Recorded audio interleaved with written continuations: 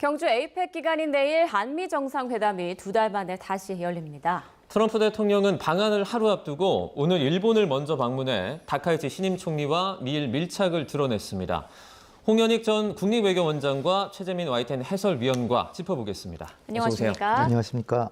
자, 내일 트럼프 대통령이 1박 2일 일정으로 한국을 찾게 되는데 주요 일정들부터 좀 정리를 해주시죠. 그 일본 방문을 이제 사실상 오늘까지 이제 마치고요. 내일 아침 일찍 그 일본을 출발을 해서 트럼프 대통령은 내일 오전에 김해 공항을 통해서 우리나라를 이제 국빈 방문을 하게 됩니다. 예정된 일정은 1박 2일로 이제 짧은 기간이고요. 30일, 그러니까 모레 미국으로 돌아갈 예정입니다. 한국에 머무는 1박 2일 일정 중에 가장 먼저 내일 그 이른 오후에 한미 정상회담이 이제 예정이 돼 있고요. 모레 30일에는 그 전 세계 이목이 집중되는 미중 정상회담이 시진핑 중국 국가주석과 이제 정상회담을 열 예정입니다. 아직 그 시간과 장소는 미정이고, 두 정상이 이제 그 마지막으로 만난 것이 2019년 일본 오사카에서 열린 G20 정상회의 때니까 딱 한 6년 4개월 만입니다. 두 정상이 그 만남이 이렇게 주목을 받는 것은 그 미중 간의 무역, 그 공급망을 포함한 세계의 담판 때문인데요.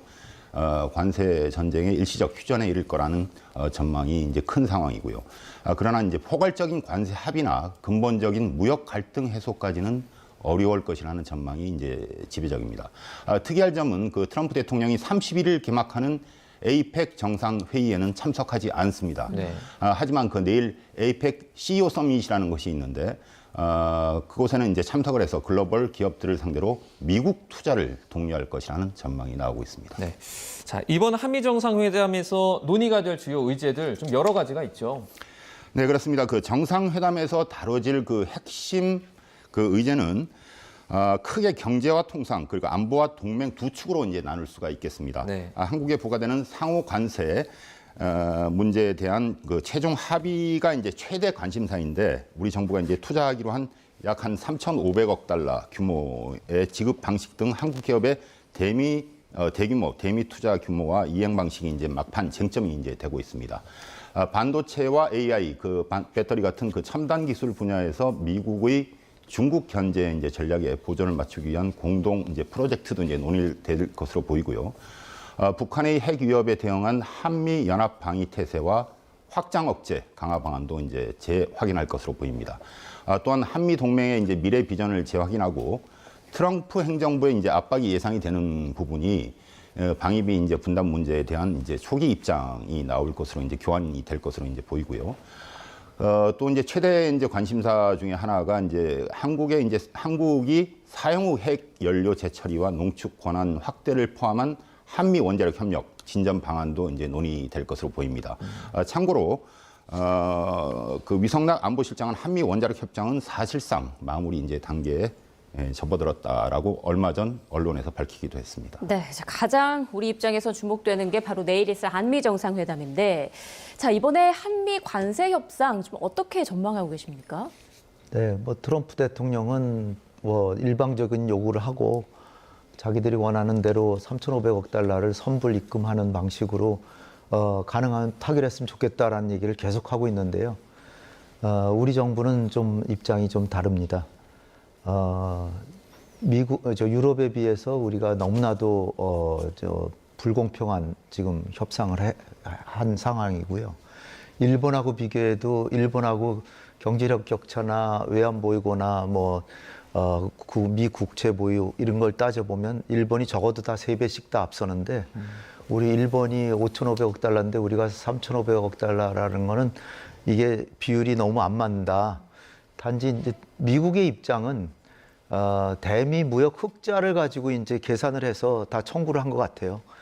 근데 사실 우리가 한미가 그 FTA로 관세가 없었는데 그걸 일방적으로 깨고, 국가 간의 조약이란 건 그렇게 일방적으로 깰 수 없는 거거든요. 일방적으로 깨서 25% 그냥 임의로 책정해 놓고 뭐 좀 아프지 한 15%로 내려줄 테니까 투자 3,500억 달러 해라. 그것도 선불로 입금해라. 이렇게 하는데, 글쎄 뭐 미국의 입장에서는 뭐 가능한 많이 뜯어내면 좋겠죠. 근데 뭐 뜯어낸다는 표현을 듣기는 미국 사람들은 싫어하겠지만 사실상 이거는 국가 간의 관계에서는 있을 수 없는 일이고 우리의 적성국이라고 하는 중국이나 소련, 러시아나 뭐 북한이나 뭐 어느 나라도 우리한테 이런 과도한 요구를 한 적이 없습니다. 근데 우리 동맹이라고 하는 나라가 이렇게 요구를 하니까 우리 입장에서는 그래도 한미 동맹이니까 동맹은 계속 잘 유지하고 서로 협조는 하되 우리가 파산하면서까지 미국을 위해서 쓰러질 수는 없다. 따라서 우리의 우호 정신은 변함이 없지만 우리가 할 수 있는 범위 내에서 요구를 해라. 그래서 이제 우리가 역제안을 또 했죠. 했는데 이게 한두 가지 사항이 아니라 금액 자체도 턱이 없고 그다음에 그 투자 방식도 그 미국은 95%를 일방적인 투자, 그 현금 투자를 해달라 그러는데 우리는 5%만 현금 투자하고 95%는 대출하고 그 보증으로 우리가 생각을 해왔거든요.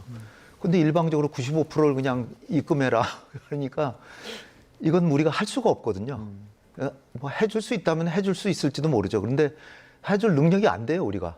그러니까 지금 우리가 그 얘기도 했고 그다음에 이 투자하는 쪽에서 투자처를 결정을 해야지 어떻게 투자 받는 쪽에서 자기 임의로 결정을 하겠다는 겁니까? 그리고 만약 이게 실패했을 때 어떻게 배상한다는 얘기 전혀 없고 그리고 이익금은 이 미국이 더 많이 가져가고 이거는 일반적인 그 우호국가 사이에서는 있을 수 없는 일이기 때문에 그래서 이제 우리는 그렇다고 뭐 우호 관계를 해치고자 하는 건 아니고 우호 관계는 계속 가져가는데 우리가 시간을 정해놓고 요번에 에이펙 정상회담에서 한미 정상회담을 하지만 요번에 꼭 타결한다고 정해놓고 하진 않겠다. 계속해서 협상을 하면 언젠가는 우린 동맹이니까 친구니까 서로 간에 호혜적으로 배려하는 가운데서 합의점이 나올 것이다. 이렇게 좀 여유를 가지고 우리는 가자는 것입니다. 네. 이번 에이펙 때 그러니까 타결 협상 가능성은 뭐 그렇게 높지 않다 이렇게 좀 저희가 이해할 수 있을 것 같아요. 딱 하나 가능성은 네. 우리가 양보해서 미국이 요구하는 걸 그냥 받을 가능성은 거의 없는 것 같고요. 네네. 트럼프 대통령이 그렇지 한국은 일본이랑 다르지.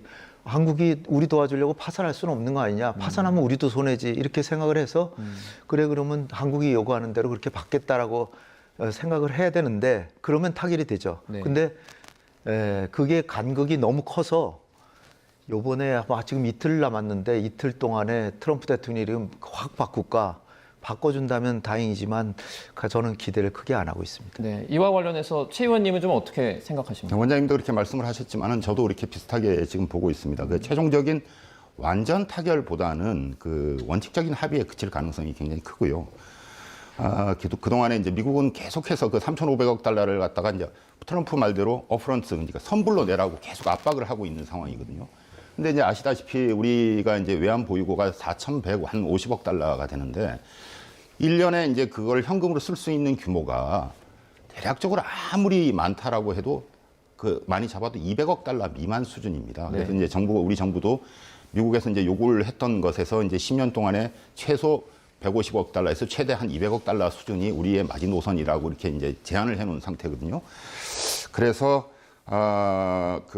이렇게 높지 않다라고 보고요. 결론적으로 그 이번 한미 정상회담에서는 안보와 기술 협력 분야에서는 강한 공동 메시지를 낼 것으로 기대가 되지만 예. 관세 협상의 최종적인 서명은 뒤로 미뤄질 가능성이 크다. 저는 그렇게 보고 있습니다. 네.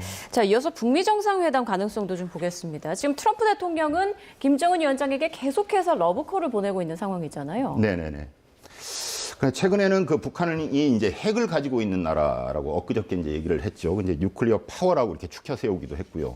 그러니까 5년 전, 6년 전에는 그 뭐 로켓맨이라고 이렇게 얘기를 하기도 했었고, 김정은 위원장을 만나고 싶다라는 얘기도 오늘 아침에도 이제 또 했습니다. 예. 그러면은 사실상의 이제 어떤 1박 2일 기간에서 이제 짧은 방한 기간을 갖다 늘릴 수 있다라는 얘기도 나오고 있고, 이제 그동안에 이제 트럼프 대통령이 그 김정은 위원장을 3차례 만났습니다. 그래서 1차 때는 2018년 6월 이제 싱가포르 센토사 섬에서 만났었고요.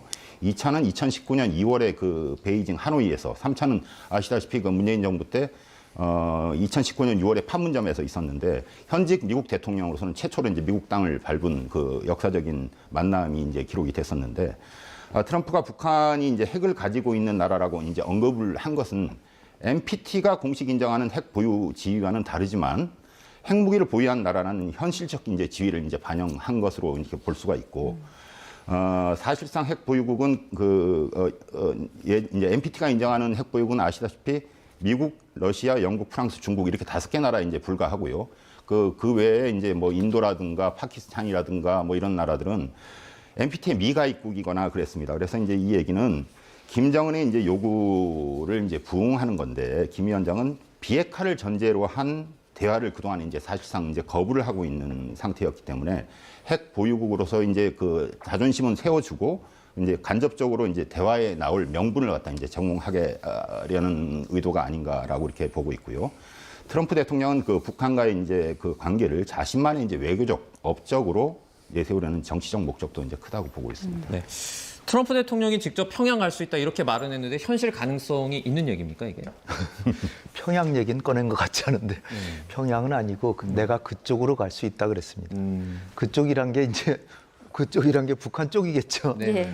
북한이라고 하면 판문점도 될 수 있고 원산도 될 수 있고 글쎄 평양을 갈까요?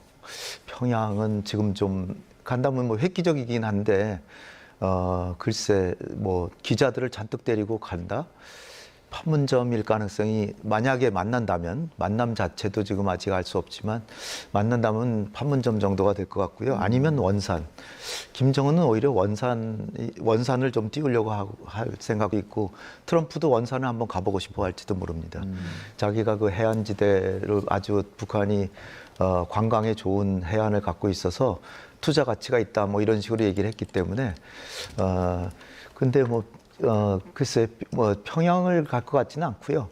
어쨌든 판문점은 갈 수 있는 것 같은 게 지금 유엔군 사령관이 이제 판문점을 관할하고 있는데 예. 거기 그 관광객들을 일주일 동안 관광을 금지시켰거든요. 왜 갑자기 금지시킬까요? 우리 에이펙 정상회담은 경주에서 하는데 예. 예, 그게 좀 벌써 미국에서는 뭔가 지시가 있었다는 얘기고요. 유엔군 사령관이지만 미군 사령관입니다, 그 사람이. 예, 그래서 또 북한의 동향을 보면은 김정은은 베이징에 가서 시진핑하고 전략적인 상담을 다 했고 중국의 지원도 받아놨고 러시아하고도 지금 트럼프도 만났고 2인자인 메드베데프도 만났고 또 최선희는 지금 러시아에 지금 보내놓고 있고 딴정을 피우는 거죠. 그리고 이 단거리 미사일을 발사했는데 이게 또 자기는 참관을 안 하면서 미국의 관심을 끌고 그래서 트럼프에게 뭔가 북한을 다뤄야 된다는 필요성을 가져다 주는 그런 판을 키워주는 모습은 하지만 직접적으로 내가 정상회담을 하겠다는 얘기만 안 하고 있어요. 김정은도 내심 만나고 싶어 하리라고 저는 봅니다.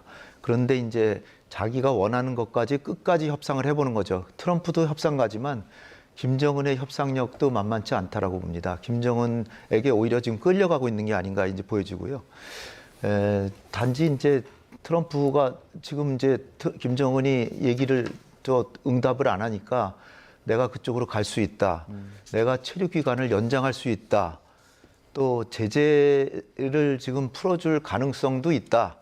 이렇게 여러 가지 또 새로운 카드를 내놉니다.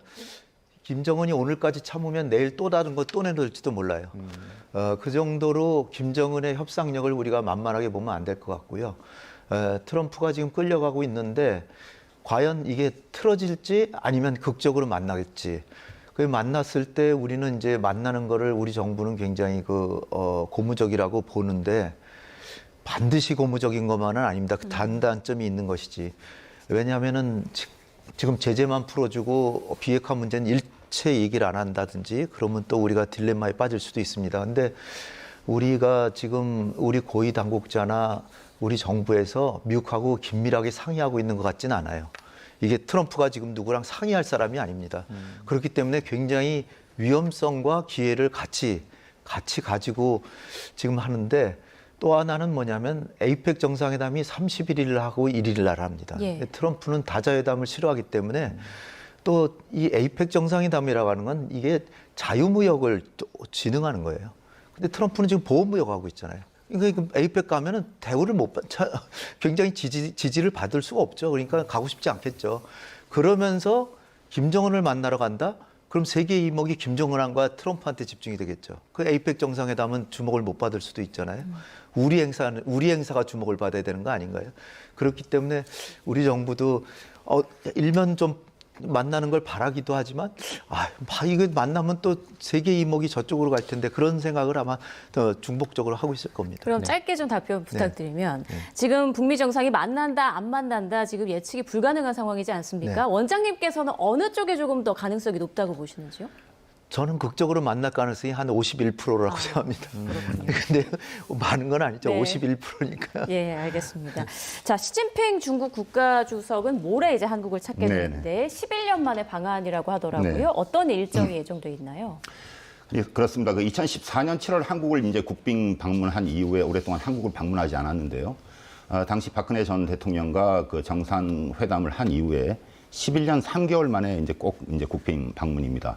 30일 그러니까 모레 방문해서 다음 달 1일까지 경주에 머물 예정이고요. 30일에는 전 세계 이목이 집중된 미중 정상회담을 하고요. 예. 다음 달 1일에는 한중 정상회담도 예정이 돼 있습니다. 한중 정상회담에서는 양국 관계 이제 복원과 한반도 문제에 대한 그 중국의 이제 건설적 역할에 초점이 맞춰질 것으로 보이고, 우리는 그 한한령 문제와 그 실질적 해제와 한한령 문제의 그 실질적 해제와 문화 콘텐츠 이제 시장 접근 확대를 요구할 것으로 보입니다. 시진핑 주석은 31일 개막하는 에이펙 정상 회의에도 이제 참여를 하고 내년이 또 이제 에이펙 의장국으로서의 그 역할도 이제 그 중국에서 열리는데요. 역할도 수행할 것으로 보입니다. 네, 알겠습니다. 말씀 중에 지금 속보가 하나 들어와서 좀 전해드리겠습니다. 지난 2009년 전남 순천에서 발생한 이른바 청산가리 막걸리 사건 기억하는 분들 있을 텐데 중형이 확정됐던 부녀에게 재심 재판부가 무죄를 선고했다는 속보가 조금 전 들어왔습니다. 광주 고등법원에서 판결을 내렸는데요. 살인과 존속 살해죄로 각각 무기징역과 징역 20년이 확정됐다가 재심이 결정된 75살 A씨와 그 딸에게 무죄를 선고했습니다. 네, 재판부는 검찰이 경계성 지능인 딸을 조사하면서 진술 거부권을 알리지 않거나 범행 동기를 물으면서 막연한 추측에 의한 질문을 하는 등 수사 과정의 적법성을 인정하기 어렵다 이렇게 밝혔는데요. 아버지에 대한 수사 과정에서 유도신문에 의한 자백이 이뤄지거나 장시간 조사로 압박하는 등의 사실이 있었다 이렇게 덧붙였습니다. 자세한 내용은 저희가 이어지는 뉴스에서 또 전해드리도록 하겠습니다. 자, 이렇게 전 세계가 주목하는 건 아무래도 이제 미중 정상회담일 텐데 에이펙 때 미중 정상이 어떤 마침표를 찍을 수 있을까요? 어떻게 예상하십니까? 사실 전 세계가 주목하지만 좀 주목도는 좀 낮아졌습니다. 왜냐하면 말레이시아에서 그 중국의 그 부총리하고 베센트 재무장관하고 만나가지고 이미 거의 다 타결을 했어요. 근데 타결을 했다는 게 뭘 타결했냐면 극도로 싸우진 않기로 타결한 겁니다. 네. 그러니까 계속 미중 간의 대결은 앞으로 10년, 20년 계속 갈 겁니다. 계속 가는데 지금 일단은 지금 갑행세를 하는 게 오히려 중국이에요. 최근에는 중국이 먼저 히토리를 가지고 그 이중 제재 비슷하게 그러니까 중국의 히토리를 가지고 물건을 만들어서 미국에 수출할 경우에는 중국의 허가를 받아라. 이게 미국이 쓰는 수법인데요. 미국의 기술을 가지고 만든 물품을 중국에 보낼 때는 미국의 허락을 받아라 한 거를 중국은 히토리를 사용해서 물건을 만들 때는 미국에 보내면 우리한테 허락을 받아라. 그러니까 히토리에 관한 한 미국으로 가는 건 중국이 전 세계를 다 통제하겠다 이런 거예요. 근데 미국은 늘 해온 거예요, 이게. 근데 미국이 한번 이런 걸 당해보니까 아프거든요. 초강대국이니까 처음으로 당해보는 건데 자기들도 당해보니까 너무 아픈 거죠. 그러니까 그런 자기는 트럼프 대통령 얘기가 저는 속으로 좀 웃음이 나왔던 게 마치 처음 이런 걸 경험하는 듯이 이런 건 난생 처음 봤다. 도대체가 이런 엉터리 우리를 제재하는 게 어딨냐. 그러면서 그럼 100% 관세 갑자기 매기겠다 또 그랬습니다. 그러니까 중국에서는 또 지지 않고 계속해서 강력하게 대응하고 중국의 농산물 콩을 중국에서 엄청 수입하잖아요. 그러니까 미국의 대두생 콩 생산하는 농장들이 다 트럼프 지지자들인데 트럼프한테 지금 도대체 지금 콩을 못 팔아가지고 난리가 났다 막 난리를 치게 만들고요. 예, 그래서 그 미중 간에 지금 그 전면전이 벌어질 뻔했는데. 중국의 부총리하고 미국의 재무장관하고 이 타결을 해서 정면 대결은 안 하기로 했습니다. 네. 그렇기 때문에 30일 날 정상회담을 하는데 아마 부산에서 할 것 같은데요. 여기서 그냥 웃으면서 헤어질 것 같은데 메인 이벤트는 언제냐면 내년에 트럼프가 중국을 갑니다. 그때 아마 메인 이벤트가 벌어지리라고 생각이 듭니다. 네. 짧게 하나만 더 질문 좀 드릴게요. 네. 이번에 시진핑 중국 국가주석이 11년 만에 방한을 했는데 어떤 일정들에 참여를 하게 됩니까? 아까도 말씀을 금방 드렸지만은 가장 중요한 게 이제 그 미중 정상회담이 이제 예정이 돼 있고요. 그리고 네. 한중 정상회담도 예정이 돼 있고, 그리고 이제 그 시진핑 주석은 CEO 서밋에도 이제 다 참석을 해서 그 정상회의까지 이제 다 소화를 합니다. 그런 예정이 이제 돼 있습니다. 알겠습니다. 자, 두 분과는 여기에서 인사 나누도록 하겠습니다. 지금까지 홍현익 전 국립외교원장, 최재민 YTN 해설위원과 에이펙에 대해서 좀 짚어봤습니다. 고맙습니다. 고맙습니다.